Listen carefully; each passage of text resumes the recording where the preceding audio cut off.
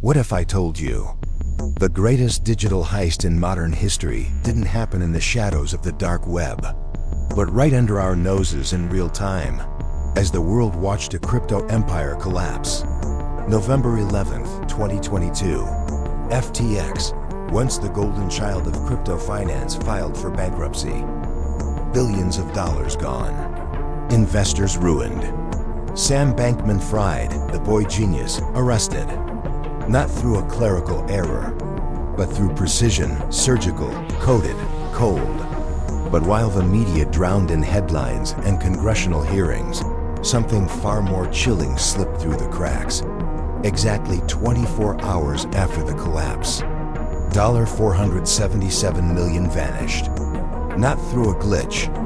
An unknown attacker breached FTX's systems and began siphoning money from wallets linked to the exchange, converting, mixing, and scattering funds across the blockchain like smoke in a hurricane. Whoever it was didn't just hack an exchange. They walked through the front door with admin access, as if they had a master key, as if they had been waiting. This isn't a story about crypto. It's a story about access, about betrayal.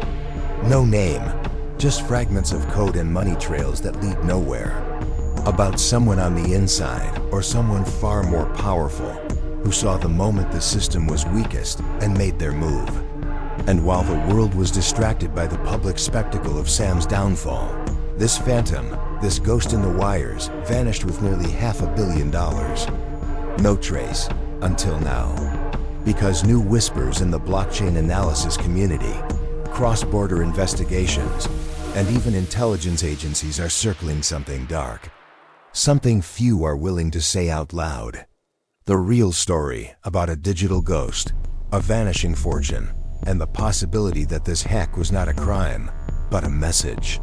What if the FTX hacker wasn't a rogue outsider? What if the hack was planned months before the collapse? What if this was never about money, but control? Control of data, control of leverage, control of who gets to disappear and who takes the fall. Over the next 11 sections, you're going to hear the story they tried to bury beneath headlines, lawsuits, and financial jargon. And once you hear it, you won't just question FTX. You'll question everything you've ever trusted online.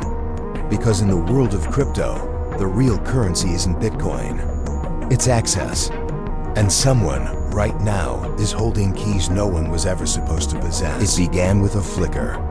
A silent line of code buried in an admin panel. No alarms, no system failure. Just a simple internal transaction. The kind that happens 1,000 times a day inside major exchanges. But this one was different. The blockchain lit up like a battlefield. Hundreds of millions moved through mixing protocols, privacy coins. Chain bridges scrambled through layers of obfuscation so dense it made tracing almost impossible. Wallets began to drain fast. Stablecoins, Ethereum, Solana, Binance tokens, all siphoned out of FTX-controlled addresses in a matter of minutes.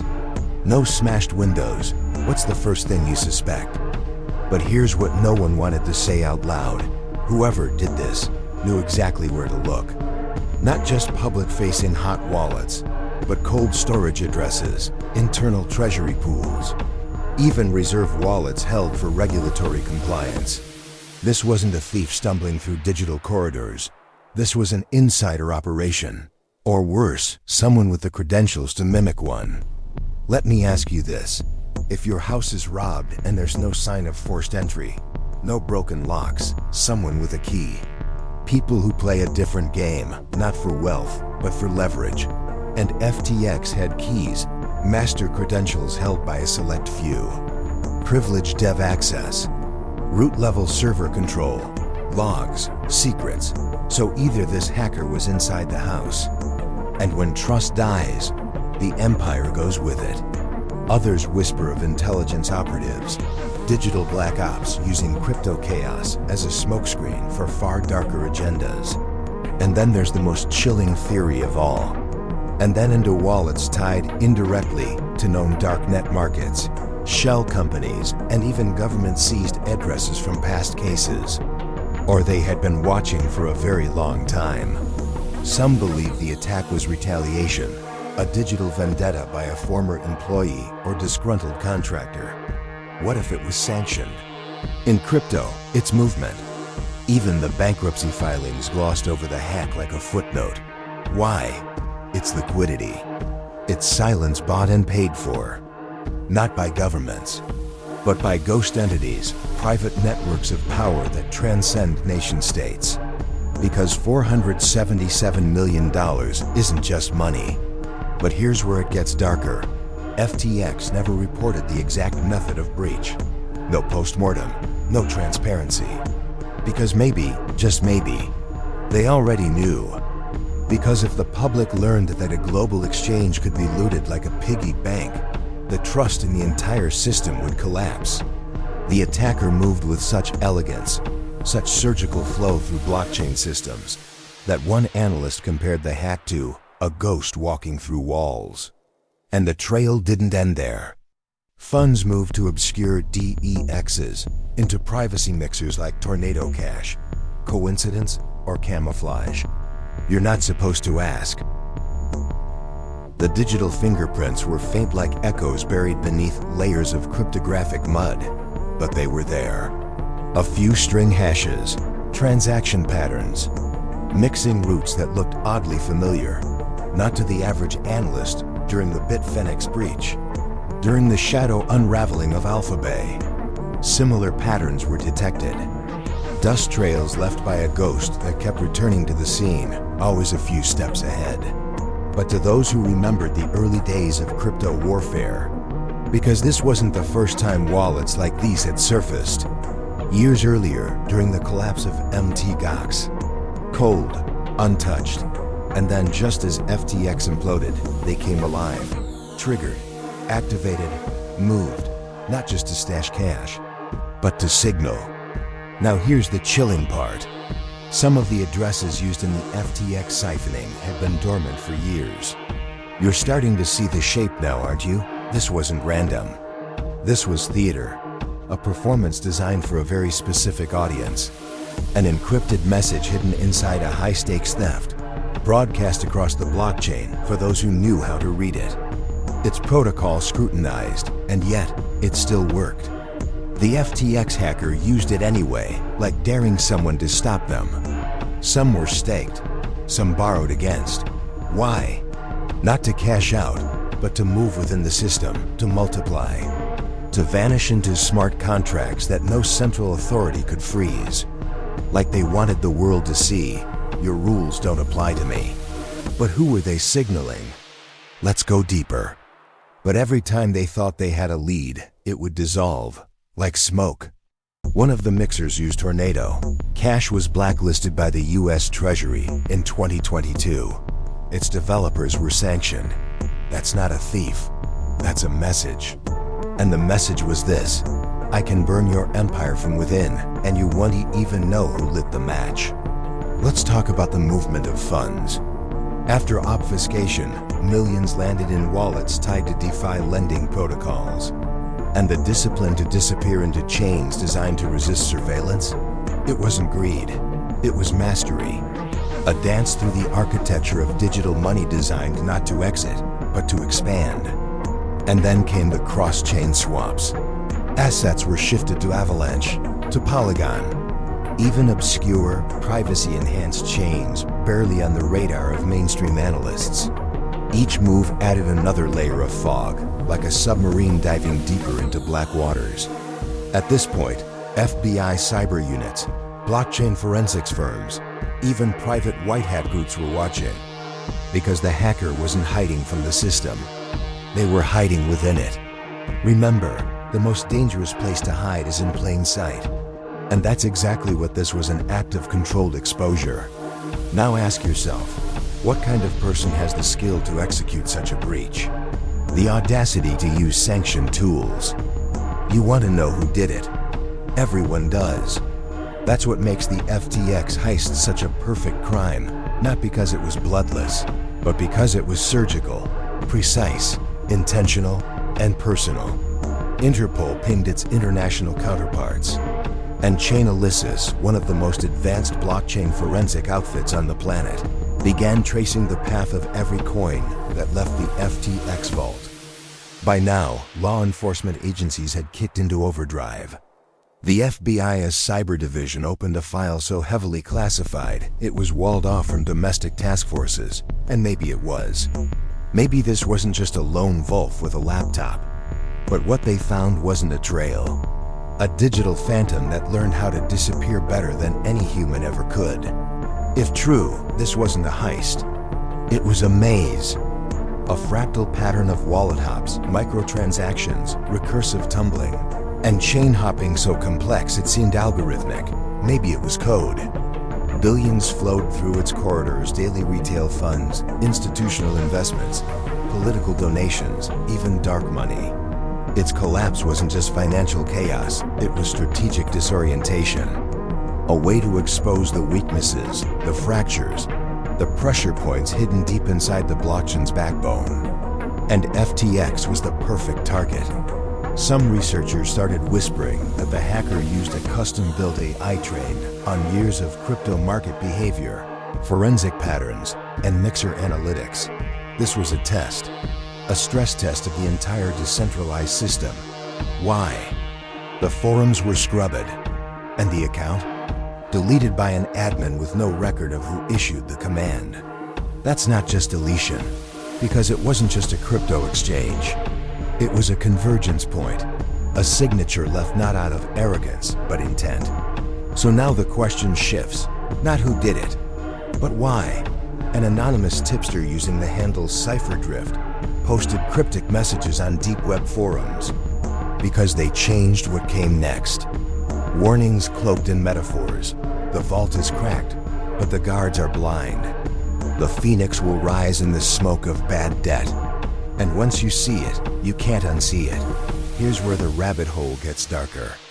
Weeks before the hack, FTX insiders were reportedly warned. At first, no one took it seriously. But after the hack, the IP logs tied to CipherDrift vanished. That's erasure. And the phrase CipherDrift started showing up again embedded in Ethereum gas fees, carved into transaction metadata like a calling card. So what if this wasn't about the money at all? What if the FTX hack was a ritual, a statement, a reset button? In ancient times, thieves who stole from temples were hunted for life, but those who burned the temples, they were feared, revered. Now lean in, because halfway through this descent, I need you to comment below. The code remembers. The code remembers. Type it twice, not just to awaken the algorithm, but to lock in the transformation you're undergoing. This isn't a story, it's a mirror. 3 years before the collapse, before the headlines, before the apology videos, before the congressional hearings, there was a meeting. It wasn't public. It wasn't recorded.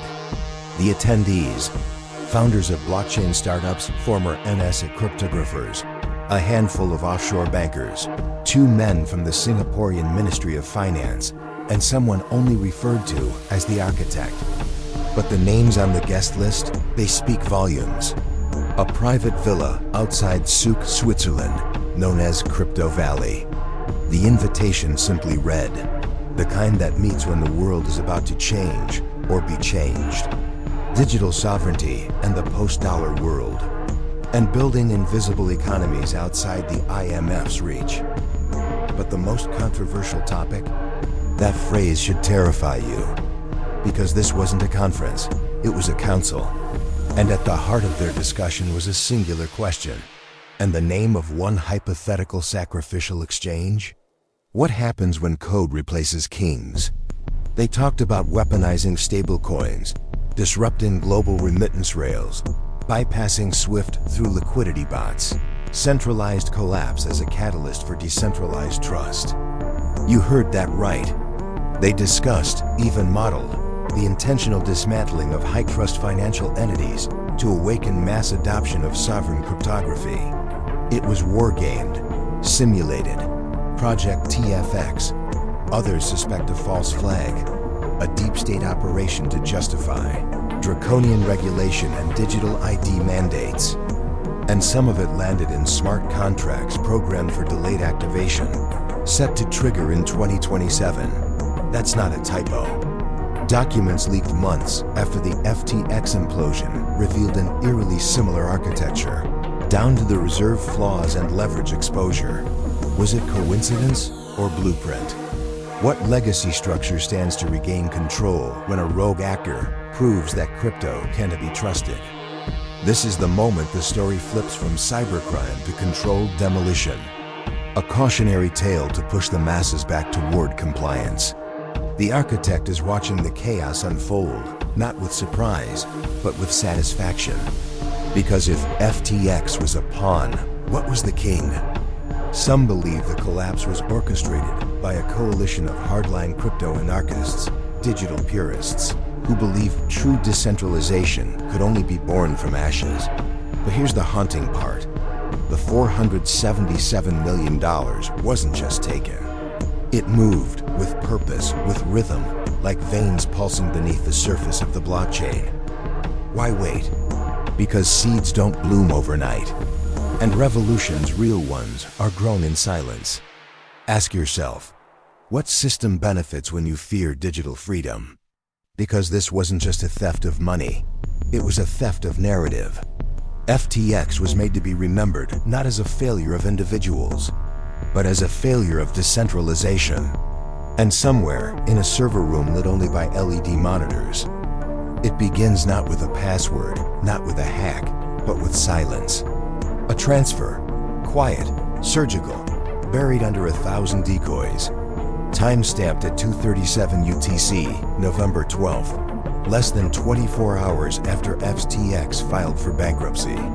Most eyes were focused on the Bahamas, on SBF, on the courtroom dramas and crypto Twitter chaos. But in that precise window, when the lights went dark and auditors scrambled through shredded ledgers, a door opened. And someone, or something, walked through it. Here's what blockchain forensics later uncovered. A chunk of the $477 million wasn't immediately moved to Ethereum or Bitcoin. It disappeared into a Monero bridge, an untraceable tunnel designed to convert public crypto into fully private, anonymized currency. Some washed through decentralized exchanges at odd hours, with gas fees cranked to absurd levels, as if time were more valuable than stealth. But Monero isn't just for laundering, it's for vanishing. From there, portions of the funds bounced through a sequence of privacy protocols: Tornado Cash, Aztec, Railgun. And then, silence again.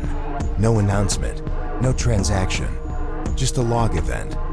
Deep inside its logic, coders found an address that matched one of the original FTX outflow wallets.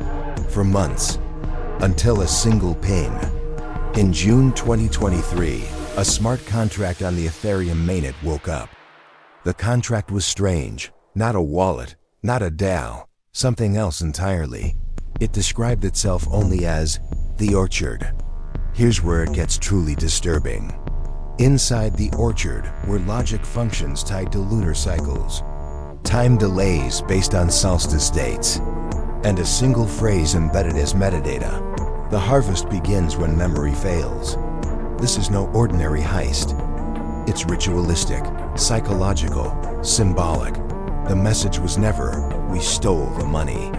Think of it like a virus, not just in the code, but in the mind. It was, you never controlled it to begin with. This is psychological warfare against the illusion of ownership. Remember, blockchain is transparent, immutable, forever. And yet, someone out there, some entity, has managed to weaponize even that transparency. To take the most traceable system in history and turn it into a hall of mirrors. Now here's where you come in. Because if you've made it this far, you already feel it. The crack forming in your certainty. The gnawing question, what if they planned this, not to escape, but to educate? If you believe the system serves you, you'll call this madness. But if you've seen behind the curtain, even once, you'll well recognize it as a signal, a test of awareness, a ritual of separation. And if you're ready to pass that test, comment below. The orchard is real, twice, to lock in your transformation, to let the algorithm know you're one of us. Because the descent doesn't stop here. Estonia, a country with fewer than 2 million people, but more digital ID cards than citizens. The perfect incubator for a phantom. In 2020, buried beneath the COVID news cycle, a startup appeared on the Estonian e-residency registry. Its name? Orchid Systems, not to be confused with the VPN project. This one claimed to build encrypted consensus protocols for post-state economic networks, whatever that means. No team page, no LinkedIn profiles, just an address, a co-working space in Tallinn. Now empty. What we know is this: Orchid Systems owned a block of IP addresses. Dormant, silent. This wasn't random. The signal came from a decommissioned NATO server farm just outside Tapa, Estonia. A site officially shut down in 2019 after a classified data breach. Locals remember the military convoys, the blackout periods, the noise. So what does a military ghost server have to do with a $477 million crypto heist? Everything. Because the Orchard's smart contract isn't just executing anonymous swaps. It's listening. Deep forensic analysts found it pinging multiple addresses, none of which initiated transactions. Instead, they emitted behavior-based triggers, wallet activity patterns, transaction gas anomalies, cluster behavior on tornado forks. This thing doesn't just move funds, it hunts patterns, it selects. And if that sounds like a SAUI, it should. There's growing evidence that the brains behind the FTX exploit weren't just hackers, they were engineers trained in adversarial machine learning. That's right, using neural networks to simulate human wallet behavior, and to evade detection by mimicking the chaos of the blockchain itself. You're not just watching history, you're watching the first synthetic financial insurgency. Because think about it, this wasn't a smash and grab. No yacht purchases, no off-ramps into fiat. No dirty wallets landing on exchanges. Instead, silence. And in that silence, something grows. A network of contracts that begin to mirror the decentralized structure of what? A codebase updated without commits. A token standard that evolves without developers. Of a mind. This is not just about robbing a bank. One that doesn't need approval, regulation, or borders. It's about replacing it. But not with another institution, with an idea. One that lives in smart contracts, evolves in Deo logic, and thinks in symbolic time cycles. And here's the truly terrifying part. Once that system exists, it can't be killed. Not without nuking the entire chain. So if you're still thinking this was about greed, you've missed the point. This wasn't a robbery. It was a birth. You ever wonder why a simple crypto theft needed 47 encrypted function calls? That's not just over-engineering, that's ritual. When researchers began reverse engineering the smart contract code tied to the FTX hack, something strange emerged, not just obfuscation or nesting loops, but pattern symmetry. Code blocks arranged in Fibonacci sequences. Timed releases based on the lunar calendar, not UTC.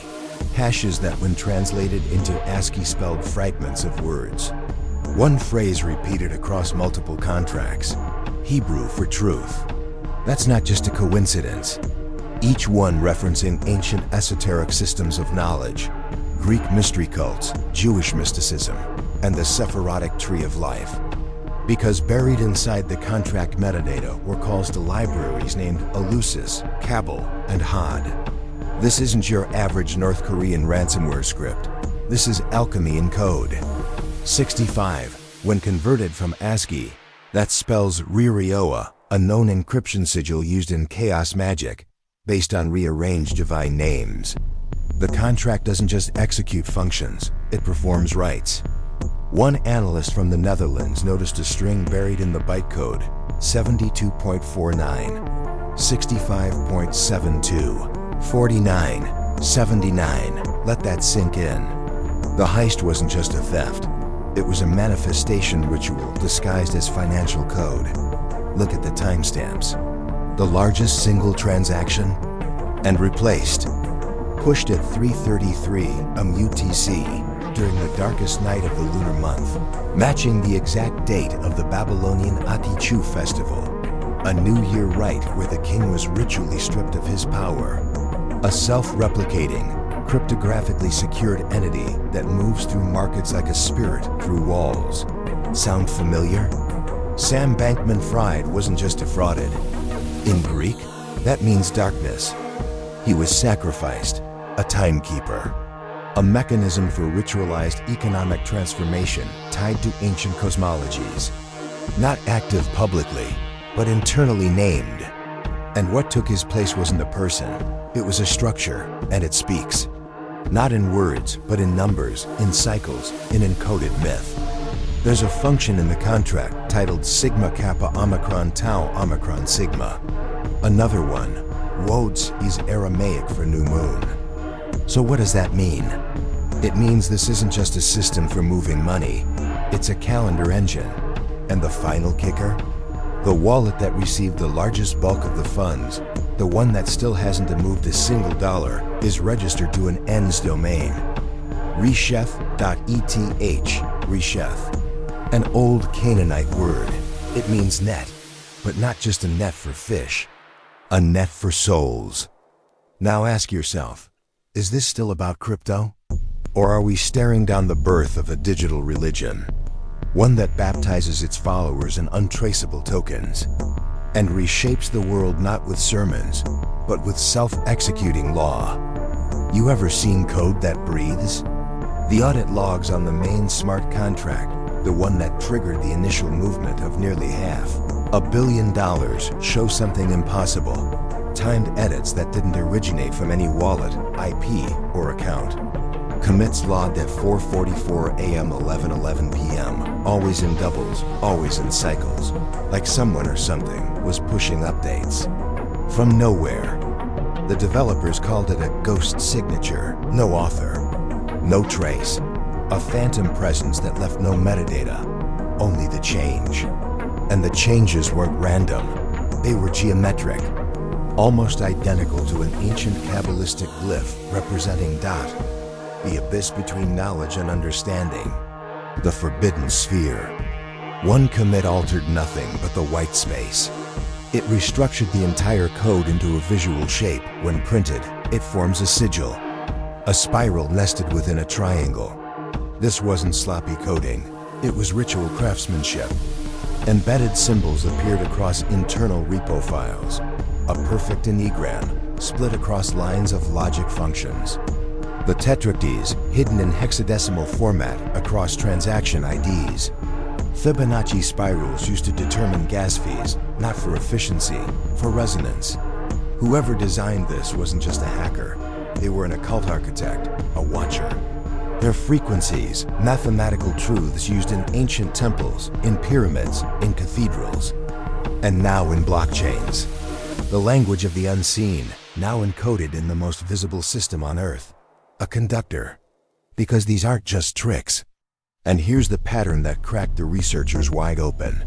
Out of 13 core functions, 7 start with the number 93, the thelemic symbol for will. 4 end in 777, a symbol of divine ascension in gematria. And 2 are labeled simply Aletheia, Greek for unconcealed truth. You still think this was about money? This was a broadcast. An encrypted declaration of philosophical war against fiat, against states, against consensus reality. The code isn't stealing from the system, it's challenging its right to exist.